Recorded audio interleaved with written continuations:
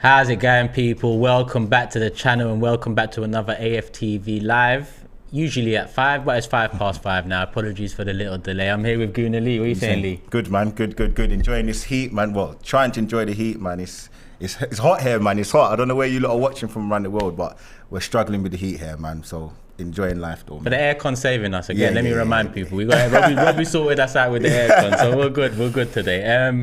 What are you saying? It's been a little while though. I haven't seen you since a couple of weeks now. Listen, man, I'm trying to enjoy these transfers, man. I'm trying to just get through the end of this year that I'm trying to do with the work, and then we're trying to move forward with these. You came in buzzing. The first thing you said to me was you're happy. Listen, man, listen, we're gonna chop it up. We're gonna chop it up, man. We're gonna chop it up. Big up everyone in the chat as well. There's a good few of you here. Make sure you guys hit the like button, get it up to 1,000 nice and early, people. We're gonna discuss the latest headlines, rumours, all of that surrounding Arsenal. Obviously, the main one today being Leno.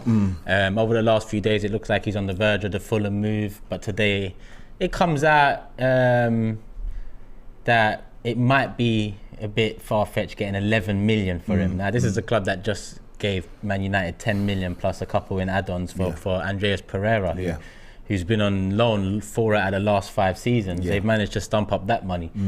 What is it with Arsenal and player sales? Because this seems to be another one that it should get done at 11 million. When you think of the cost of him coming in, you think he's a good keeper as well. You know, he's at a good age as well for a keeper. Do you know what I think? I think because we've had such a bad reputation when it comes to selling, I think clubs are just trying to take the mick. They're trying to push us and they're trying to get as much money. Well, they're trying to pay as less as possible for a player that is an international for Germany, a kind of powerhouse in terms of international football. He has played many internationals and he's paid a lot for Arsenal. So I think once we get that first signing, well, sell done, I think that's what will kind of trigger a lot more clubs to say, do you know what, we mean business and we're not here to just skimp our money, our players away and our money away. Like we're trying to buy players for not as much and we're trying to sell players for as much as possible. If 11 million for Leno, we should be able to just wrap that up nice and easy. Like that same with what, the 10 million for Bellerin, but you know what, the 15 for Torreira and so on. It's not the selling club though, it's the buying club, innit? So those clubs just don't want to stump the money up. So should we just say, we're going to give them away for nothing? Or no, that's what's happened. That's what's happened. That's what's happened. But it's got to stop sometime. Otherwise, we're just going to be making no money. And obviously, but surely we've got to come to like some sort of balance with it all. We've got to move on from. Listen, this was for later in the show, but I've kind of added up the number of players we've got so far, and if I'm just including Ramsdale, Turner, and let's say Carl Hein as the keepers, we've got 30 players on the books. We've got to get rid of 5 to balance that out, 6, 7 if we want a couple signings, or there's going to be players that don't make the squad or so on. But well, look, we know people like Bellerin are going to go. I'm sure we know that people like what's his name, Ainsley Maitland-Niles, Reece Nelson. I'm sure we know these players are all going. Like, they can't stay. They're not to the level, that base level of quality that we kind of talk about at Arsenal. We know that they're not at that level. So if we're trying to raise it, we can't keep them players. And it's not that I don't like them as people, but I just want to try and keep it as real as possible. So that's quite simple. We know Leno's obviously looking to be out the door as well, and then we've got like other players in the squad that are just not to the level. Someone like Cedric as well. So I think we know that the players that can kind of go. It's just, again, as we spoke about before, getting that value, getting the money for those players. I think is going to be needed, because I don't want to kind of just be kind of some soccer club. And look at Liverpool, man. They always sell players. 17 for Nico Williams? Bro, like, he was in the Championship. So if we're talking about world international class players, I'm not saying they're world class, but in terms of being at, again, as I said, Germany, and he's been playing for Germany, we should be getting 15 million easily. He's not even old, especially for a keeper. But then this is why I argue that, is it just the buying club that's the problem? Because if Liverpool can sell Nico Williams for 17 mil to Nottingham Forest, if Man United can sell Andreas Pereira 10 mil to Fulham, why can't we get players? So how much do you want to sell Leno for? I think 10, 11 million is fair. But if Fulham ain't stumping up the money, then what are we meant to do? Are we meant to just... Well, listen, at the end of the day, okay, cool. There is still some time left of the window, and I think we know Leno's leaving because, you know, Turner's come in. I think Carhine's going to be our third choice keeper. We've even got Okonkwo and Ronison still on the books. We haven't got rid of Ronison yet. That's another player that's going to be so at this moment in time, we've got about 5 keepers on the books, really. But well, and Okonkwo, if he's going to be going to, he's going to be going on loan. That's kind of been signalled as well. So Carhine will be our third choice keeper, and obviously we've got Matt Turner that's just come in. That obviously played against Nuremberg the other day. Might have to lower it if Fulham really do dig their heels in, but does this come down to our reputation in the transfer market as well, letting go of so many players for little to nothing? What I will say, and again, I know some people don't really like it, but if we're being real, the transfer window only opened 2 weeks ago. So I think there's a long time to kind of sell players, and again, we may not like it, and obviously we know that some clubs seem to sell players in the space of a day. Some clubs like us seem to take an eternity, or we have to just get rid of them for nothing. So what I will say is, again, just to give the club a bit of credit, or even a little bit of an opportunity more so, let's just see, because it seems that we're focusing a lot right now in terms of buying players and obviously trying to get players in. So let's see how it goes. AFC Cape Town says Leno's got a year left, so obviously we've got to take that into consideration. And someone else said Leno's worth about 15 mil. I'd agree, but with the year left, I'd take 10, 11. If Fulham dig their heels in, it gets to near the end of August and, you know, they're still not stumping up, then okay, negotiate a bit lower, maybe get 8 mil. But how many times do we keep these players and they end up going for free? At least 8, 7 mil. We're getting something over the line. But what kind of image does it send to the other clubs around the world in the league if we then just keep saying, all right, do you know what? Because it's just going to keep happening, and it's going to keep happening. You know, if you don't tell a child off for doing something, they're never going to understand what's right and wrong, and they're going to keep taking a mick. But they've done worse though in the past few years. They have letting people go for free. So but it would actually be an upgrade getting something for them. The image has got to change somehow, and some time, and I feel like now is a time that I think they are trying to kind of change that whole idea of we are just going to sell players, or we're just going to get players for nothing. Fair. All right, cool. But what do you think about, obviously, there's more rumours about outgoings now at the moment. Do you think the next priority is before we go into a midfielder, do you think we need to sell some players now, or do you think that can wait till the back end of August or mid-August, where you know, there's going to be a lot of business done towards the end of the window when seasons start and teams look at what they need and what they're lacking and how their season goes? There's going to be a lot of movement. Well, look, there was a lot of talk even prior to all of this, even me even thinking about it and saying that all the club is trying to do right now is focus on incomings. There was a lot of talk about like all the players coming in before we go on tour, so that's clearly not happened. So I think the club have put it out there for in terms of the feelers and for the sort of reporters and everyone to kind of understand we're trying to get our players in right now, and then we can focus on the sort of selling. One thing I think is really important is that the selling players has nothing to do with the manager. Once the manager knows that he doesn't want those players anymore, he doesn't need to be part of any negotiations to get rid of them. That's on Edu. The players that come in, we know that Arteta has a massive hand and a sort of he always has this sort of image as he on the telephone, on the blower, I'm going to call this guy, I'm going to call that guy, I'm going to speak to this guy to convince them. And this whole rhetoric around if he doesn't want to come to the club, then we don't have to persuade them and all this stuff. So there's a lot of back and forth right now. But I just think for me, all the focus should be on getting the players in. And I think that that's what the club have been trying to do, and that's what they've been saying as well. So let's see.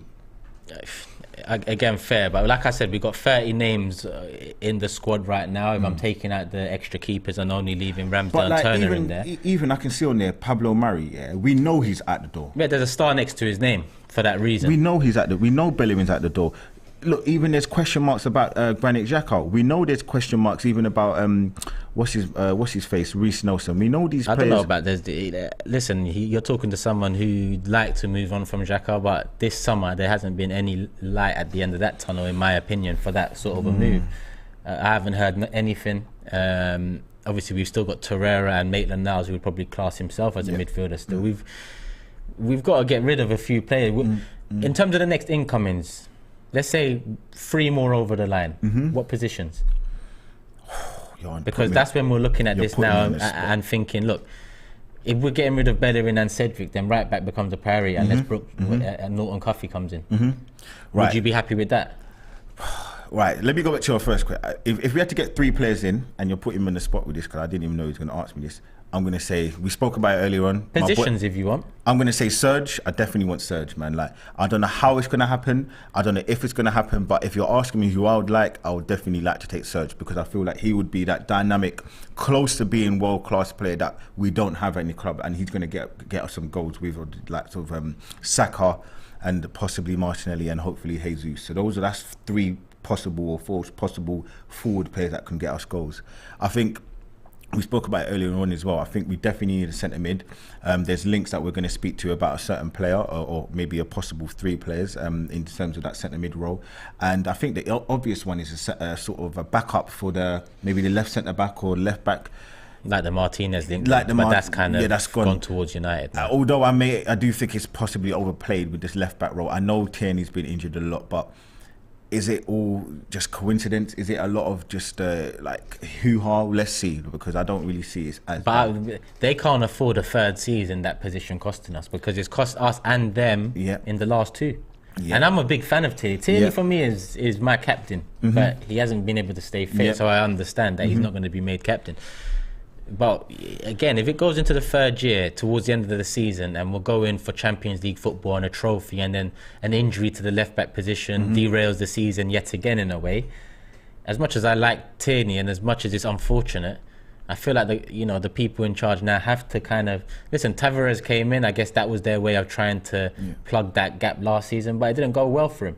It looks like he's on the way out, maybe Marseille on loan or looks something. like Marseille. So they've got to get that one right, and that one should be one of the ones that just get it done. Whoever it is, just get it done, because there's other areas in the starting 11 that we need to focus on. But even like I've slated Tavares a lot, but I do think that, again, it's in the heat of the moment. You do need to look at it and say, look, he's got a lot of potential, man. He has got a lot of potential. He's very, very raw, but I just think he's 21 years old. He's just come into the league.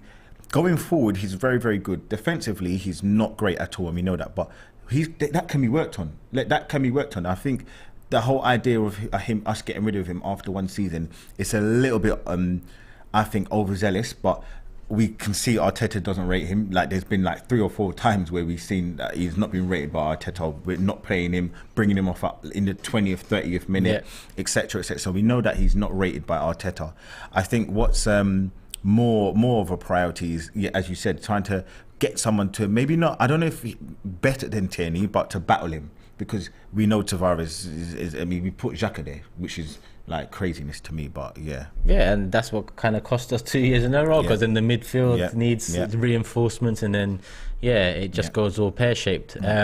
Looking at the star names, which are the very possible departures: Marie, Bellerin, Torreira, Maitland-Niles, Pepe, Reece Nelson. You already said Gnabry. Yep. Who was the others? If you had to ask me to bring another centre mid in, I know you got a certain player that you're quite keen to, or out of the 3 players that we're going to possibly speak about.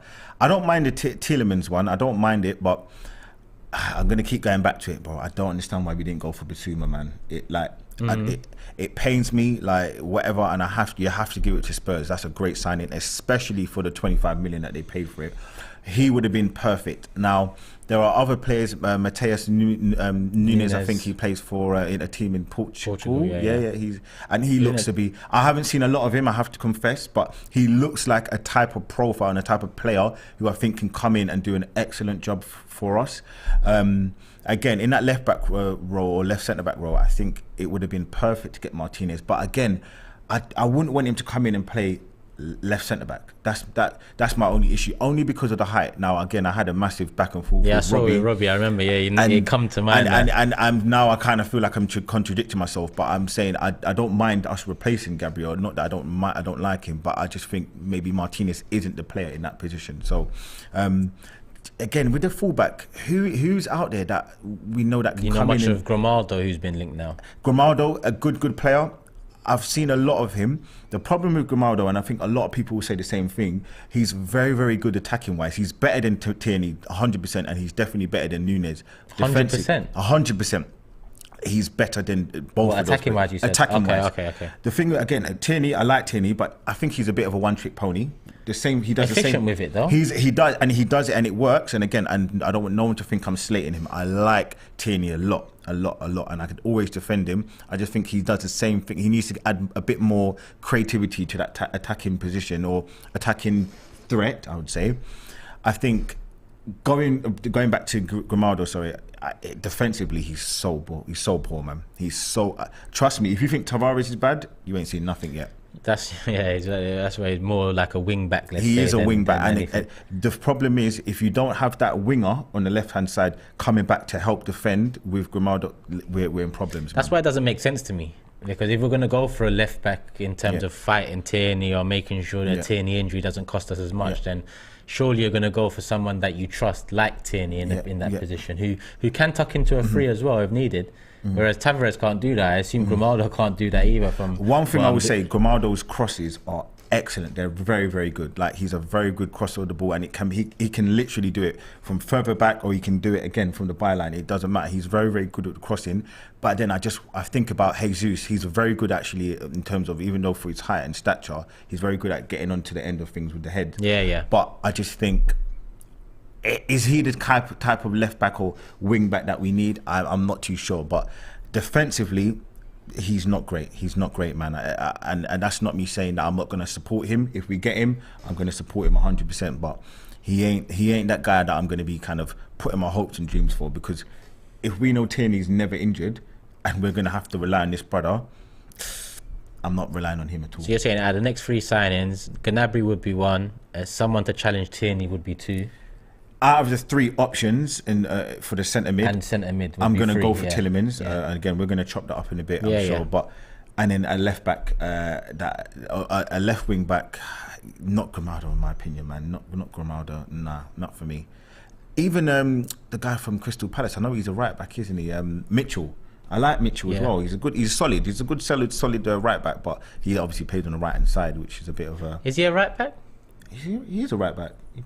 Is he right back or is he left back? He's left back. He is left back. Sorry, he's left back. He replaced Fernando. Yes, he did left. He is a left back. Like someone like Mitchell. I like Mitchell. I think he's a solid attacking fullback. I like Mitchell. Mitchell. But again, is that Man United curse, man? That Wan-Bissaka. I don't want that, man. You don't. I don't want that. I don't think anyone wants that.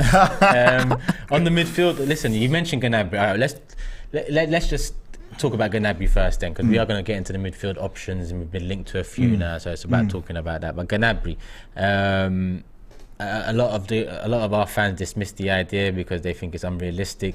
Do you think it's like, in terms of, if you could put a percentage on the chances, in your opinion, of us being able to get him if we tried, what would that percentage be? If we tried, I think, and by try, let me say, agree a fee, because I don't think the fee is a problem. With 1 year left, by let's say 40 mil should do it. When you look at Thiago's sale and so on, 40 million, that's agreed. And wages wise, 250, 300, let's say 300k. What's the percentages of him coming because of the situation we're in? You know what? People are going to think I'm mad. I'm going 40%. 40%. I'm going 40%, and I think the only reason why I would say that is because he would be, I feel like, if he was the last signing, he would see, and hopefully we get better signings or some more players in.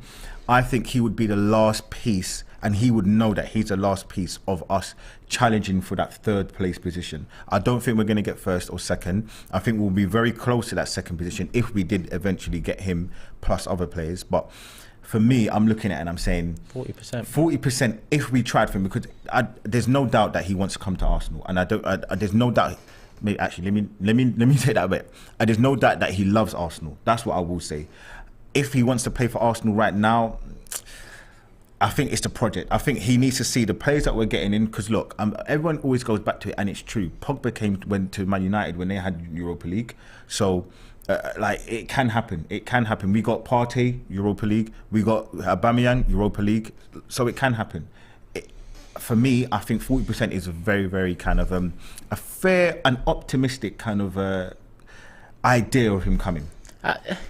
You know what? I'm a pessimist.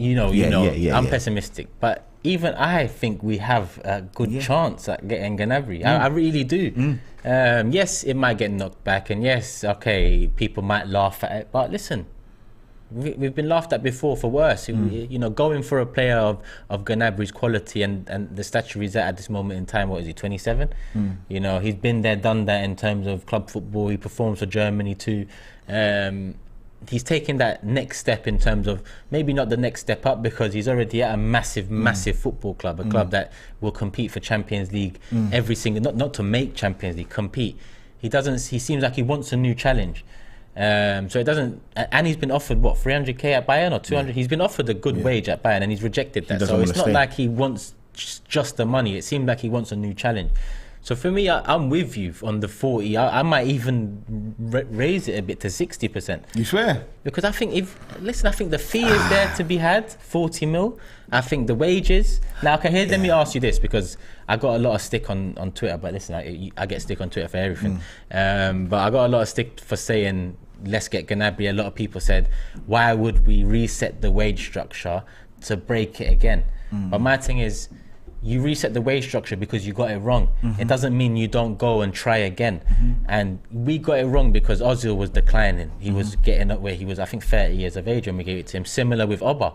He might not have been declining on the pitch at the time because you know he wasn't, but in terms of age he was. And when you look at his profile, he relies heavily on pace as well. You could assume that the next few years he's going to be on a downhill curve. So we made the wrong choices in that. But because of the situations we were in, even as fans, we wanted to keep Ozil. Even as fans, we wanted to keep Oba. But in hindsight, it didn't work. It doesn't mean you don't try again. Now, offering someone at the age of 27, coming from Bayern Munich, coming from challenging for major runners, who wants a new challenge, 300k is complete, in my opinion, is completely different. And it might not work. It might not work, but it doesn't mean you don't try and take that risk. I think with the Gnabry thing, I think what's a little bit of a worry, I would say, is the fact that I think when players come to London, and I don't know if I'm going to put Serge in this same kind of boat because he's already been in London, but when you get players that come to London on big wages, they change, man. If you're not from London, you won't understand what I'm saying to you. I always say it but that London life is different. You know, you're from London, you understand what I'm saying. But when you come to London and you get a certain kind of money, you're around certain kind of people, your lifestyle changes. Everything's just different, man. And from there, it's hard to describe, but I'm just a little bit like, if Serge does want to come, maybe what does that say about him? So that's why I kind of look at it it's not maybe about if him signing for us. I think it's when he signed. If he signed now, I might look a little bit sideways at him just because he's coming into the unknown. Like, there's no real concrete team that I'm going to say, like, I can feel confident we're going to get third at this moment. If he's the last player we sign and he's seen that we've got 3 more players in that are of a good to top quality players, then I'm going to be looking at him and thinking, you know what, you're the last piece. Because as Robbie said, as you've said, we have no world-class players in our team right now. And for a club like Arsenal, no matter what anyone wants to say, that shouldn't be the case. Like, we should be having 3 players, 4 players that are on the cusp or at that world-class level, in my opinion. So I just don't think I don't think it's about who or what position he's about how much he gets. So I think it's when he signs for the club. Yeah, he's gonna really have to believe in it. Or he needs to see that he needs to be the last person to say, look, I know that I'm the missing gem for this team to get us into a position. That's what I'm looking at. Yeah, no, that's fair. Listen, with Gnabry, it is a dream. It is a dream, but my confidence also comes from the fact that Barcelona don't seem interested, Real Madrid don't seem interested, PSG don't seem interested. So, you know, when these giants don't seem interested, all right, we've got giants in our own league, but Man City, Liverpool don't seem interested.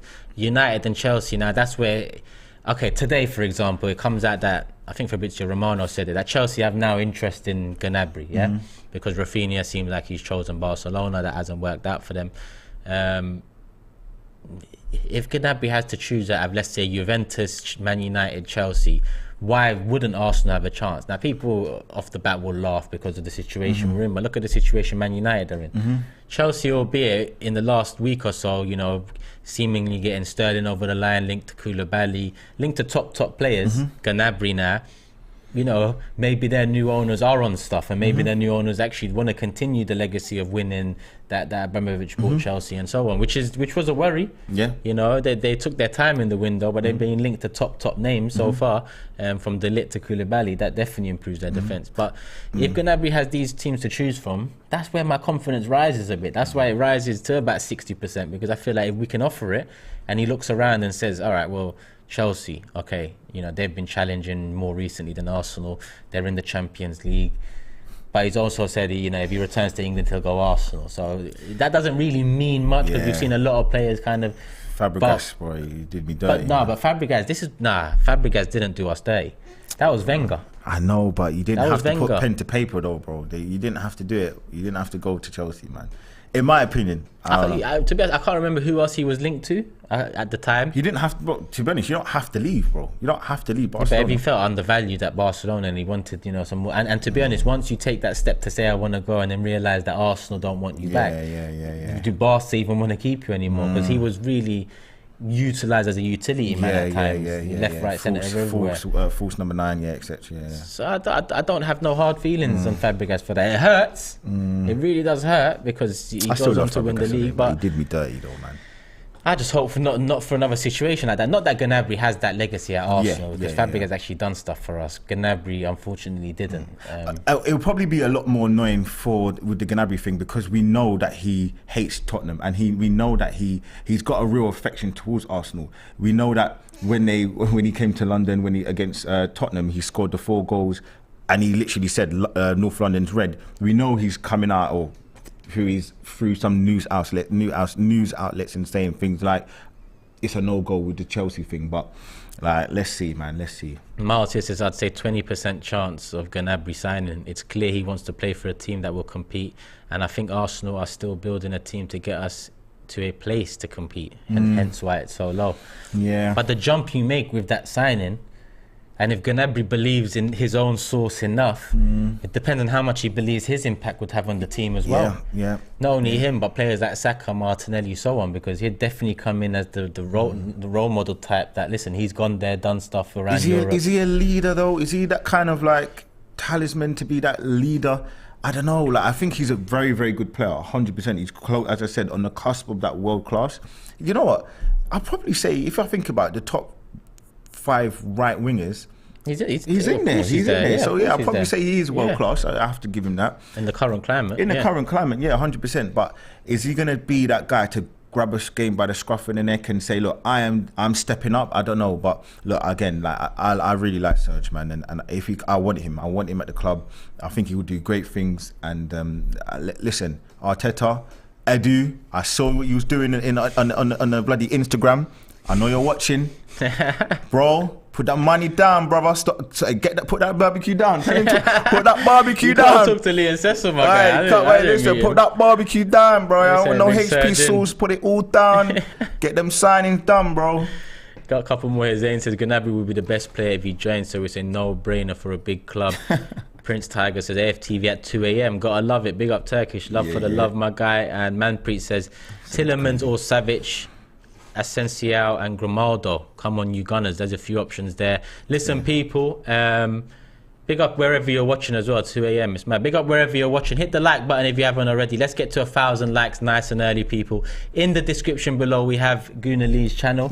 Recently launched his own channel. I see you got the new kit there as well. Hey, listen, man. I told you it was a little present. But listen, I'm supporting, man. You know what? I want to come in positive for the season. I want to come in strong. So do I. Listen, I know. I'm not talking about. I'm talking about. I know. I'm just trying to say, look, I'm coming in positive. I'm coming in clutch. I got my new channel. Make sure you lot go in and give me a little follow there, because I'm going to be doing some good stuff. And on there, you will see the new kit. That it was a present. But look, I'm feeling good. The kit's nice. It fits me good. And listen, man, like we're out here, man. You saying flexing, yeah? Listen, man, I'm out here. I'm out here, like all times of the day. Also, people, make sure you check out the new rebuilt and relaunched AFTV website, aftv.co.uk. There is a link in the description below. It just houses everything from the latest videos, the podcast, the social media posts, all of that. Obviously, the merch is on there too. If you want to grab some merch, there's still a 10% discount. Jesus, use that code shop.aftv.co.uk for the merch side of things. And yeah, love for the love. Get it up to 1,000 likes. Manpreet said Tielemans or Savic. That was what we was going to move on to in terms of midfield, because I think the Gnabry, it's a dream. We've talked enough about it. Let's just hope one day we wake up and some links. Fabrizio saying, "Here we go," or something like that.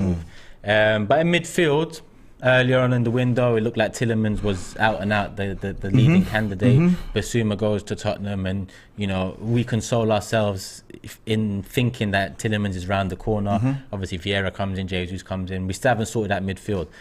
Then Milinkovic-Savic gets linked. No real strong links in my opinion. I really take it over a pinch of salt. But for me, a quality player. So I'm going to include him in the conversation. And more recently, over the last 3, 4, 5 days, Paqueta at Lyon. He's been linked. For me, different profiles. I'd probably liken Paqueta more to a Tielemans, but even then, I'd say he's a bit more attacking, maybe. But Milinkovic-Savic is different. In terms of the midfield options we've been linked with so far, you've already mentioned midfield. You've mentioned Tielemans. Out of those three, would Tielemans still be your candidate? It's a hard one, because every single signing or every type guy that we're linked to, whether it's from the forward positions, we were linked to the likes of Osherman. We were linked to Vlahovic from, he's now at Juventus. Then we got Jesus. Now we're linked in centre mid role, or the kind of at midfielding role. We were linked to now Paqueta, sorry. We've been linked to Tielemans. We've been linked to Savic. It's always like different kind of players. They're never the same. They're never the same. So I don't really understand entirely what Arteta wants. I genuinely thought that he was going for the Tielemans role, or Tielemans kind of player, because he wants to sort of pass teams to death, sort of following the Man City and the Barcelona kind of mode. Not obviously doing it as well, but with the same kind of profile of players, small diminutive players, low sense of gravity, and can just really pass teams to death. Death by 1,000 passes, and bore teams to death, like bore or kind of tire teams to death. The type of player I want, only because, and even looking at the list, I genuinely do look and I'm thinking, what kind of player out of the three players that you just mentioned, of Savic, Paqueta, and Tielemans, would probably be the best? I'm looking at it and I'm saying I'm still probably going to go for Tielemans. I like Paqueta. He's a pressing monster. He's a very, very good player. Didn't have the best second half to the season, and I think a lot of people, if you actually do your research and have seen him play, I haven't seen him play as much or as frequently as some of the other players, but in my opinion, I like the Tielemans thing for a couple of reasons. The first reason is he's Prem proven. No matter what you want to say, he didn't have the best season last season, but I think you have to put into consideration that we know he wanted to leave. Now, you can look at it in one way and say, look, is he stropping? Is he like pouting, saying, oh, like I don't want to be at a club and down in tools? Because that's not what we want at Arsenal. But at the same time, I'm looking at it and I'm saying to myself, the guy is quality, man. He's a quality player. He can shoot from long distance, similar to what Savic does as well. So I think all three of them possess that threat from outside the box. And I think that's what we need. We need that third or fourth option that can start, because we know now, if we got players that can shoot from outside the box, there's someone needs to come to them, just creating more space for the likes of Odegaard, the likes of Fabio Vieira, chipping balls through, like for the likes of Martinelli and for the likes of Saka on the wing. So I think out of the three of them, I'm still going to go for Tielemans. But I think they're all three very, very good players, and they all bring something different. You might go for the physicality for Savic as well. He's got great numbers from the Serie A last season as well, which you kind of told me about earlier on. But I'm still going for Tielemans, man. There's something about Tielemans where I think a lot of people kind of look at him and think he's not the player that I think he can be. Yeah, with Milinkovic-Savic, in an ideal world, we also move. Okay, so we mentioned midfielders. We have 6 at the moment: Partey, Xhaka, Lokonga, El Nene, Torreira, and Maitland-Niles. Maitland-Niles, Torreira, we assume they're on the way out. Eliminate them. We've got 4 left. I guess for a position where it seems like we're only going to play one player in that role. I guess having 4 is more than enough. So if I'm looking at it, obviously Xhaka's played a bit forward. You know, he's not an attacking midfielder, but he's played more in the attacking half or the attacking side of midfield towards the end of last season. I'm still not going to class him as that, but in an ideal world, we move Xhaka on as well, and then we bring in Milinkovic-Savic, who adds a bit of both. He's very box to box. He can add goals. He's decent passing range as well. He gets assists, good at tackles, interceptions, so on. So a bit of everything. But obviously, we're looking at someone who he's going to aid the attack, it seems, more so than someone who's going to aid defensively.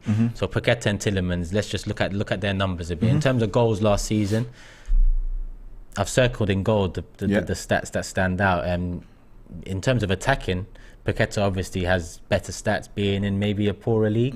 Maybe that adds to it. 11 goals to Tielemans, 7 assists, 6 for Paqueta, 5 for Tielemans. Expected assists, 7.6 for Paqueta, 4.1 for Tielemans. That's per 90. Passes into the box per 90, 2.9 for Paqueta, 2.4 for Tielemans. So there or thereabouts. A lot more dribbles per 90, 4.9 for Paqueta, 1.7 for Tielemans. And I think that is something we miss in the middle as well. Someone who can turn, not only pass quickly, drive through. Dribble success as well is higher. A lot more attempts and a higher success in terms of 55%, 54 for Tielemans. Now this is where Tielemans kind of not takes over, but it's favourable towards him defensively. In duels, 60.5% for Tielemans, 57.4 for Paqueta. Interceptions, 3.7 for Tielemans, 2.5 for Paqueta. Recoveries, 5.8 for Paqueta, 6.7 for Tielemans. So obviously Tielemans leads there, but you mentioned Paqueta in terms of his pressing and his pressures per 90, 24.1 to 16.7 with Tielemans, and that highlights it. And his success is also 32.6% possession, a turnover of the ball for the other team. So looking at that, you're still going to stick with Tielemans? Do you know what though? Premier Like, League, I think, tested and so on. I think with the Tielemans thing as well, you do have to put into consideration the fact that Leicester had a poor season as well. So yes, we're talking about individual players, and yes, I feel like he could have done more. And look, I want to make it very clear. Any three of the players, I would be happy. But I just feel like for me, the preference, who I feel like is probably a little bit more easily suited, and I think maybe a better fit is the likes of Tielemans. But Paqueta is also a very, very good and adequate player, and I'll be happy with either one. The reason why, as I said, I'm going for Tielemans is just because I feel like he's prem-proven, and I feel like that's such a big thing. It can't be understated. We've seen a lot of players that come into the league and they struggle, like the likes of Pepe. We paid 72 million for him from that same league, and some might say, look, I'm scarred. I don't really want to go back into that league and get another player. No, but people need to stop that. You're going to get things wrong. Exactly. But what I will say is, and I like, is that there's been many successes from France as well. The likes of Mahrez, the likes of Kante, the likes of ASM from Newcastle. There's been some really, really good highlights. Bruno Guimaraes as well. So far, so good. So far, so good. So for me, it's another thing. What's kind of, I think, is quite difficult is actually negotiating with that bloody their owner. He's another madman. So I just think just get the player in. Like, I feel like just get Tielemans in. We know what he can do. We know what he's going to bring to the team, and I think people will look at him and think he can be targeted. But I think, as I said, he's a lot better and he can raise his level. Some of these numbers, I feel like he can do a lot better. But again, as I said to you, when I was seeing some of the stuff from Paqueta, I know, and a lot of the research, he didn't have the best second half of the season for whatever reason. He didn't have the best season. One thing I will say as well, he was playing a lot off the right as well. So some of these numbers again will kind of incorporate some of that as well, because he was playing off the right wing for part of last season as well. So, and to be honest with you, Paqueta kind of falls into the attacking mid category. I mean, you look at Odegaard, Vieira's coming, Smith Rowe's here already. Different. Yeah, where Tielemans is and at the price, it looks like 25-30 for Tielemans or 60-65 for Paqueta. It's and again, where he's just a player that's coming up. Look at how much did Newcastle pay for Guimaraes?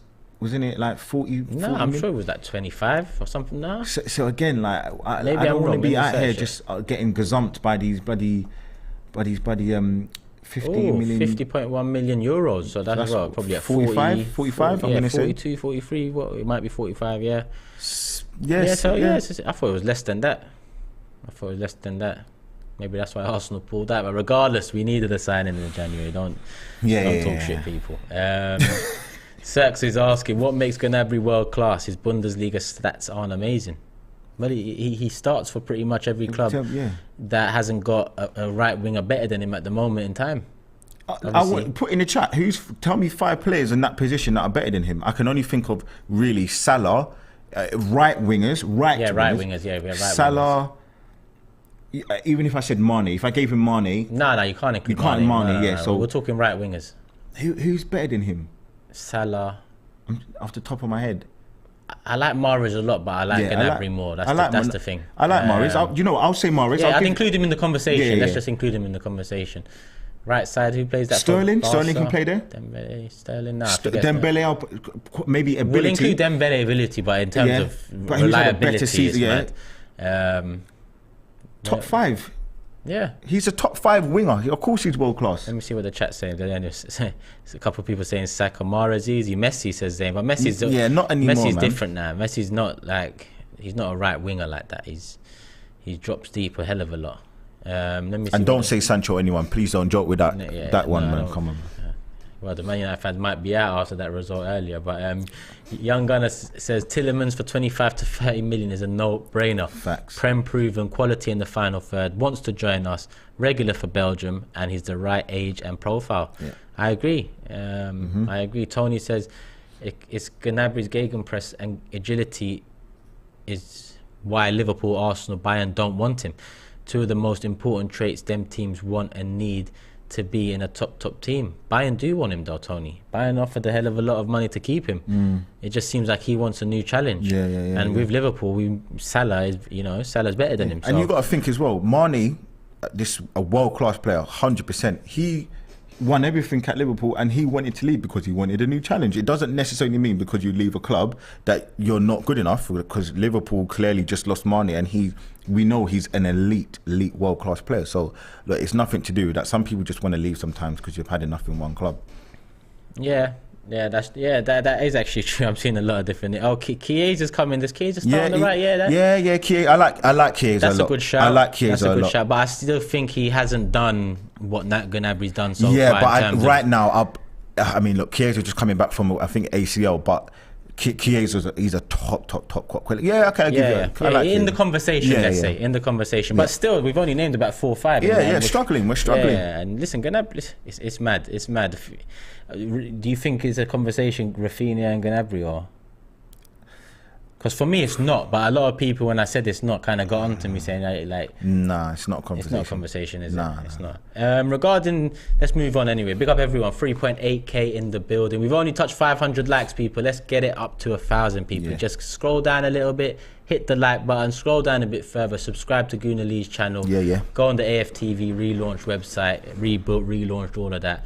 And you'll still stay on the channel. You'll still be hearing my beautiful voice speak about Arsenal as always. Yeah. HW says Paqueta played false 9 for Lyon in a way less intense league than the Premier League, but we want him to play CM. Our fans have no brains. But I don't think we're talking about playing him CM because we know he's attacking, and that's kind of the issue I'm having with it all, because I need someone with a bit more balance to it, because people are kind of forgetting defensive. This is why Milinkovic, if you ask me all three, Milinkovic-Savic would be the one for me, because I think we need as much help defensively as we do in attack as well. It's just that the attack is Hollywood. If you leak goals but you score goals, it's a lot more entertaining than struggling. I think a lot of people kind of want us to be similar to what Liverpool were, I think 4 seasons ago, where they were just outscoring teams. They almost won the league, but it was almost like a 5-4 every game, and they were just blitzing teams and then they'll concede 3 or 4 goals. Like, I don't think that's not what we're trying to do, and I don't want to do that because my heart can't take that. I really just want a team that is, as you said, the key word is balance. The balance is just so important. We can do that. We've got a good base of a defense. I just think everything in that middle third transition is just so important. And how long have we been screaming out? How long have you been screaming out for it, Turkish? How many times have you been saying we ain't got that solid DM? Like, I know you've been saying it for like the last 10 years, easily, and we still, even Partey, to a certain extent, hasn't filled that role properly. We're not confident enough in it right now. Like, I want someone who can come in. So if it's Savic, by all means, take him. I would go for someone else, but... You actually mentioned Torreira upstairs, and you're on the talk about DM. You mentioned that maybe that's the vision for him, because we're not going to get no one in that position. Yeah. Maybe behind Thomas Partey for that role, we have an out-and-out DM, let's say, and someone that can clean up, get about, be a nuisance in Torreira. Do you believe that's the best option for us? Let me tell you something, and I'm going to be so frank. I'll rather Torreira there than bloody the likes of Xhaka there. And that's not to say that I don't like Xhaka, which I'll be honest, I don't like him. But what I will say is that we've seen the issues when we put him in that lone 6 role. He hasn't got the legs. He causes more issues than he actually does in a positive kind of way or view. For me, I feel like Xhaka has a role in the team, and he can do, when he's on point and when he's got the right game and when he's got the right kind of headspace, he can do a good job for us in certain games. For me, in the big games, he does all right, but I just feel like he hasn't got the legs and he can't play that lone 6 role. I feel like Torreira is a much better option to play. Do I want either of them? Possibly, I would say no. But do I think he's definitely better and a better option and a better backup than the likes of Xhaka? 110%. I agree with that. And listen, when we got Torreira, we were all happy. When he scored that goal in the London derby against Spurs, we were all happy. And we saw when he came in, he was doing that tenacious dog work that we wanted. And we were thinking, do you know what? He's not world class, but we were almost trying to compare him and do this whole Kante hype. So for me, I'm looking at it and I'm saying, look, he can do a job. I feel like if you give him the orders just to sit there and do what, none of this Emre playing in the number 10 role, do what you need to do, he can do a job. And I'm happy to keep him for one more year and just spend the money in that forward line. I'm happy because I'm not trusting Lokonga at this moment in time. I'm really not. But you know what we said about Tierney earlier? I feel the same with this Partey situation, because it's both positions that cost us at the back end of both last season. Yeah. So I just don't want to. Even as much as I agree with you, I like Torreira more than Xhaka, especially in that DM role in terms of doing that job. Yeah, I think his time is done because of. Listen, yesterday, tongue in cheek, I mentioned when he cried after Xhaka got booed. I said it was done from there. But the reality is he's flirted with so many clubs now. He said he's not happy in England. I think it would be foolish to kind of keep a player like that. Essentially, what I could see happening is we get an injury in centre mid and Torreira starts playing, but he's not good enough. His head's not there. You know, he doesn't want to be here. And then we look like fools again because we're not doing business correctly, even though we bought him there and we bought him there. The same position keeps on costing us. What I will say is, Xhaka wasn't happy. He was saying he wanted to go. He was out the door. He was literally, a couple of £1 million away from... But his was like begrudgingly. I feel like his one was like, these lot don't like me. I'm never going to turn it round. I could have a calmer life elsewhere. Whereas Torreira was more like... He's just not happy here. He's got that kind of Bernardo Silva kind of hype where he doesn't really want to be in Even London. Worse. Yeah, maybe. Because Bernardo Silva's hacked, Manchester, which is not as Hollywood a city as Liverpool, London for how many years? And Torreira came to London and he seems like he wants a quieter city, maybe I think Torreira can do a great job for us. I feel like I'm not even talking about good. I think he can do a great job. Coming in, doing what he needs to do, giving Partey that rest, and I think that's what will help. Again, going back to the Torreira thing, if we have someone who's of adequate level, he hasn't got to play every game, and it will save his legs. It will save his kind of whole rehabilitation. Like he can do a little bit more. So, look, I'm happy with Torreira. Like I'm not saying that he's the be all and end all, but I would rather to save money, just keep Torreira, get rid of some of the other players. Simple, like just literally get in an attacker or someone who's a wide forward. Torreira El Nene. You see the thing with El Nene, I think he's good for 1 or 2 games. When it gets to 3 or 4, that's when it's an issue. And I'm just saying that I feel like they can do the same job. Yeah. No, that's why I asked. I really don't want Torreira. I don't want Torreira to be playing 3-4 games because then we got an issue. Like then what's Partey doing? For me, I'm happy to have Partey playing 4 games in a row, have a rest, have a 2-game rest or whatever, keep it moving.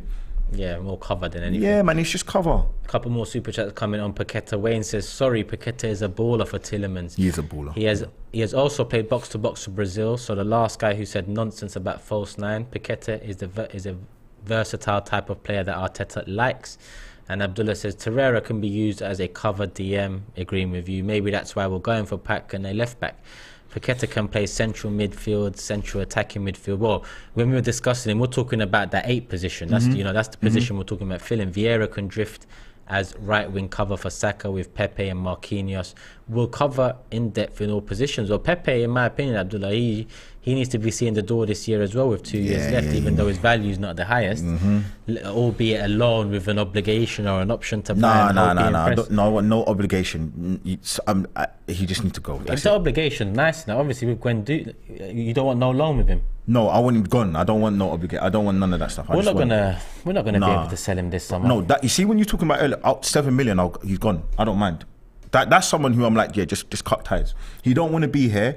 He's apparently packed up his bags. I have no animosity against him, but look, it's not worked. It hasn't worked that. Yeah, it's not worked. I want him to go and flourish and do what he needs to do, and I just want Arsenal to move on. I don't want to hear no more catalogue. We bought this guy like on installments, like back in the day with bloody Argus and all that stuff. Woolworths back in the day. You might don't know about Woolworths back in the day, but Index and with them high. I don't know about Index. I want to do that stuff. I just want him out the door. No Klarna, nothing. I just want him gone, like for his sake and for Arsenal's sake. And before we wrap up, there's just under 10 minutes left. Looking at the opposition so far, we're halfway between the window opening and the season starting. So the window opened June 10th, I want to say.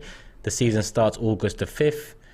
We are currently the 12th of July. Looking at the opposition, looking at what we've done, if I'm going to put you on the spot here.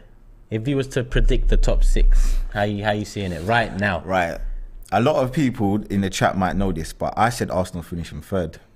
But let me caveat, I said with the players that we're possibly going to get. I'm talking about right now. Right now. The players that we've got, City's got, Liverpool, Spurs, United, Chelsea. Right now we're finishing 5th. I can't see. Well, Chelsea are apparently going to get Sterling at this moment in time, and they're going to all change. Ake is like literally going through the door with I think Koulibaly as well. So if that's happening, let's eliminate that, because then people will say, well, why don't we include midfielder? Let's just eliminate. Right now, Chelsea, United have got Malaysia. Yeah. Chelsea have done nothing. Oh yeah, no. Right now we're getting 4th because Chelsea got no centre backs.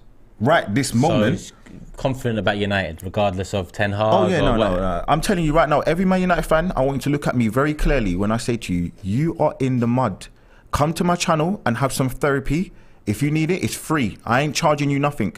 I'm telling you now, you ain't getting nothing. I'm bored, and you got your Eric Ten Hag, he's bored. I'm telling you, we got the telepathy. Like, I'm telling you, he ain't getting you nowhere right now. I'm telling you, please understand that. If you need the therapy, you got in the link, follow my channel. We're going to have a chat. I just want to let you know. So I hope that don't come back. We ain't finishing below. We ain't finishing below Man United. I'm telling you that now. I'm telling you now, we ain't finishing below Man United. Cool. No matter who they buy. Alright, so you're putting United 6th. That's no matter what, they're finishing 6th. You put 6th. So then it's Chelsea 5th, Arsenal 4th at the moment, Tottenham 3rd. Yeah. If you're saying no, like because the right now they haven't got these players officially signed. They have no centre backs. They got Mangala Sarr. They got Aspilicueta. He's still playing for them, and they got Thiago Silva.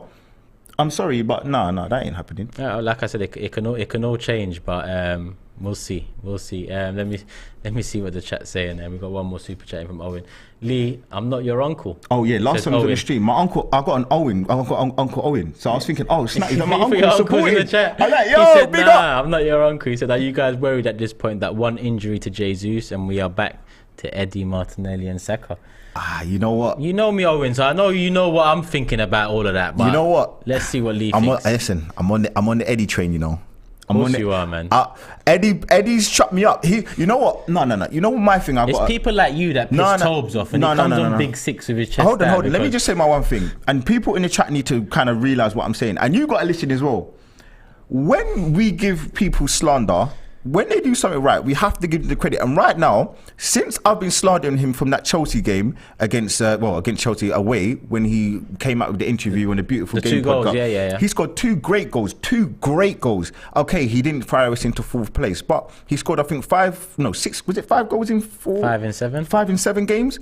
That's a great return for him. He's now come to pre-season. He looks, the number 14 is obviously another issue, but for me, I'm looking at it and I'm saying, look, he's going to get us 10 goals in the Premier League. I've said it. Book it. He's getting 10 goals in the Premier League easily. I'm saying he's getting 13, 14 over the season. Is that good enough? I'm happy with that for now. For now. I'm on the Eddie train, man. Say no more. Listen, he did have a good end to the season. I thought that was the best way to leave it. He hasn't left it. We haven't left it. 100k, number 14 shirt, 5-year contract. So we're going to see. Listen, for me, what do you say, 10 Premier League goals for me? Okay, I'll take 10 Premier League goals this season. I'll take That's it. a great return. It's not great. You don't know it's great until you know how many games he plays. If this guy goes and plays 35, He and ain't gets getting 10, the numbers 10 though goals. that Jesus is going to get in terms of minutes though, man. But he's our second striker now. Like, he's going to get a lot of substitute appearances. He's going to get a lot of time to change games coming off the bench. He's going So to what's get good for you? in the league 10. You know No, what? no, Fair. no. That, yeah. What's good Fair. for you though? Because I'm saying that's what good for me for what he is currently, because he's going to be a real rotational player. So what is good for you? Because I know your levels in terms of what you're expecting from him is a little bit high, because you're saying the 100k, you're saying he's got the number 14, so he's backing himself. So I know you're probably, and it's not about me saying, oh, I'm trying to clip you. I just want to know where your head's at with him. Like, what do I want from him? Minimum. I've said I'm happy for him 10 goals in the Prem, and I think 15 goals in total over the season is good enough. What are you saying? I think 15 to 20 all competitions. 15 to 12. This is when you take the step up, though. Are we talking about youth team, Hareland Academy product, Eddie Nketiah that just burst onto the scene? Or are we talking about Eddie who just picked up the 14's, got a 100k contract and had a good end to the season with 5 and 7? That's a massive step up, though. 15 to 20 in all comps. If you're starting Europa League games, if you're starting League Cup games, you are second choice striker now. If you're getting those early FA Cup games, if you're coming to play 10, 15 Premier League games, 15 to 20 should be like, how are we looking at this now? Do you get what I'm saying? You've got to look at it differently. Obviously, if you're a young player just breaking through, I get that. It seems harsh. But if you're a player that's just signed a new contract, been given the number 14 shirt, which means something in my opinion, you've got to be 15 to 20. Like with Jesus, all competitions. I've said 18. He in the all Prem. Competitions, I'm looking at 20 to 25. No, I said 23 in all comps. I said. Yeah, but that's 20 to 25. That's, Yeah. So that's fair. That's what I'm saying. 20 to 25, 15 to 20, you get what? 40 goals or so there from your striker. That's a massive jump, because though. We haven't got, but it's not like we're blessed with goals. Well, okay, Saka gets, he got a decent amount of goals last season. So let's say he continues that trend. We don't know if Martinelli's going to pick up that side of it. So at this moment in time, where are the goals coming from? We lack goals, so we just brought in Jesus. We've given Eddie a new contract, so I'm assuming the bulk of goals comes from those two. And then we get some from the wingers / attackers with ESR, Martinelli. Yeah, so on. Emil Smith-Rowe's an interesting one this season because Vieira's come in. I guess that means Emil Smith-Rowe's seen as a left-sided forward that cuts in. Martinelli's there. At times, people have asked whether Arteta even likes Martinelli or whether Arteta sees him as a striker or so on.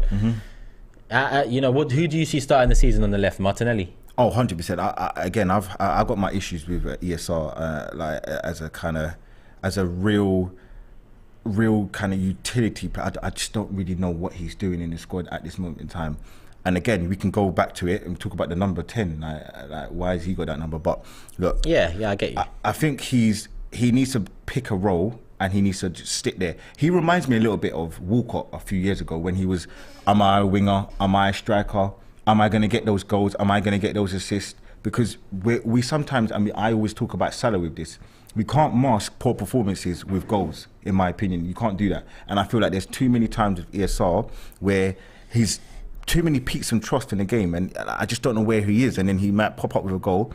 Fair enough, the goal is really good, but what else are you doing? What else are you bringing? What are you doing in terms of your role that can actually be seen significantly and translate into the Arsenal way of playing? But look, big up to ESR, man. Like, he's doing his thing, and I just want to see a little bit more. If we're talking about standards, the number 10, look, you've taken that number. I need to see a little bit more of you. Well, he did kick on last season. He did numbers wise.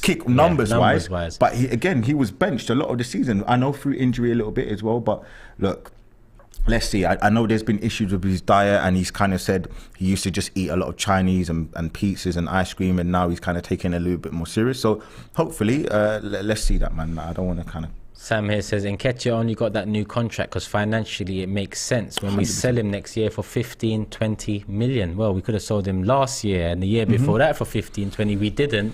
So yeah, it doesn't make sense to me to give him a new contract to do the same thing in a year when we could have got that already. But it is what it is, people. We've touched an hour. We've touched 800 likes. Get it up to 1,000 people. Yeah, remember, Lee's channel is in the description below. Link is there. Follow. Go support, go subscribe. AFTV.co.uk revamped. The website has launched. There's a link in the description there. videos, podcasts, the social media posts, the merchandise. It's all there, people. Jesus is the discount code for 10% off. And as always, people, love for the love. Make sure you hit 1,000 likes in the next few seconds or so, and tune in again tomorrow. Peace. Yeah.